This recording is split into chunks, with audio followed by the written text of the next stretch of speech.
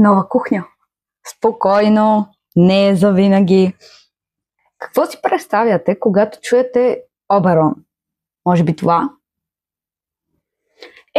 Аз си представям нещо съвсем различно. Имам приятел, който е с никнейм по същия начин, като фирмата за хранителни продукти. И какво ще правим днес? Ще готвим с продукти Оберон. За тази рецепта ще ви трябва нахут, грах, гъби, една червена чушка и доматки. Разбира се, ние ще си направим и допълнителен сос, защото все пак няма да сме ние, ако не си направим допълнителен сос, който ще бъде обикновен чеснов сос, но спокойно и него ще ви го заснема. И нека да започваме. Тъй като предварително сме си измили нахута и сме го накиснали в подсолена вода, сега го слагаме да завари. За не повече от 10 минутки трябва ни само да омекне. През това време ще си приготвим гъбките. Споменах ли, че ни трябват гъби? Както и да е, вече не мога да го снимам втори път. Към гъбите добавяме малко масло, минаваме ги на котлона за 3 до 5 минутки и към тях добавяме червената чушка, която предварително сме си нарязали. Докато чакаме нахута да се свари, към гъбките си слагаме 1/4 от купче масло.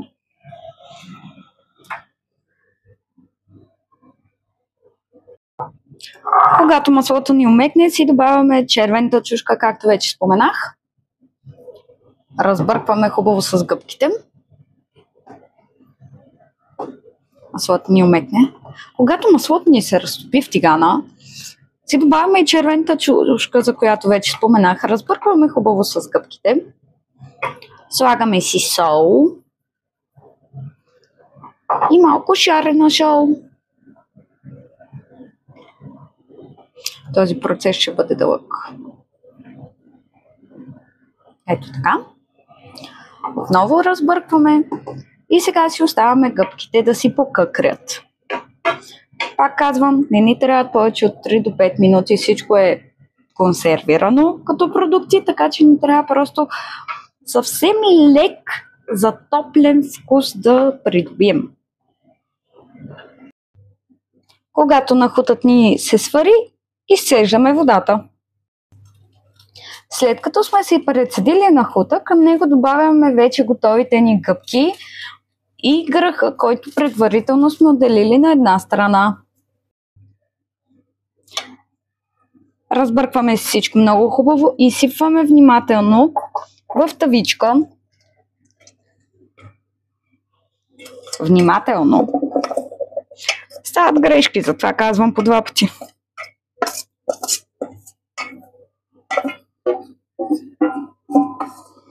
Опираме си хубаво, разтиламе си с лъжица, по възможност дървена, много хубаво съдържанието на нахута, гръха, чушката и гъбките по цялото дъно на тавичката.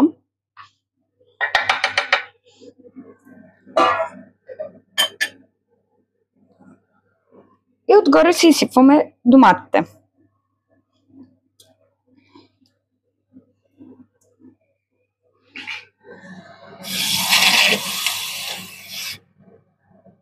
Добавяме съвсем малко вода към чашата, в която са ни били доматките. И я изсипваме отгоре върху нашата гозба. Леко набутваме доматките в самото съдържание на тавичката ни, колкото да има.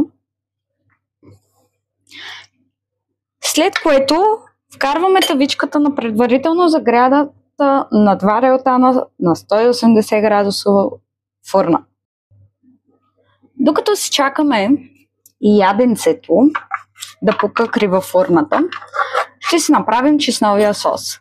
Не ме съдете, аз ям дори ориз с кисело мляко, така че слагаме 2 или 3 супени лъжици кисело мляко.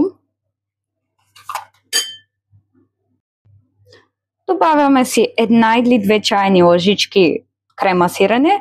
В случая аз добавям 2. Соса ни може да бъде просто млечен или чеснок. В случая аз ще добавя чесън на прах, защото нямам скелетки чесън и ще си направя чесново съще. Разбъркваме добре и вуаля! Имаме сос антивампири. Готвим си яденцето, докато водата му извари, след което го запичаме за още около между 3 и 5 минутки. Ще се върна с резултат. И така, хора, това е нашия краен резултат, като отгоре поръсих нашия нахуд с сушен магданоз. Сега добавяме 2 лъжички от магическата ни отвара против вампири.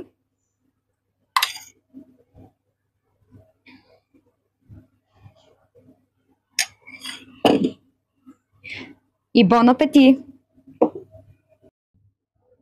Бързо, лесно, вкусно за студенти!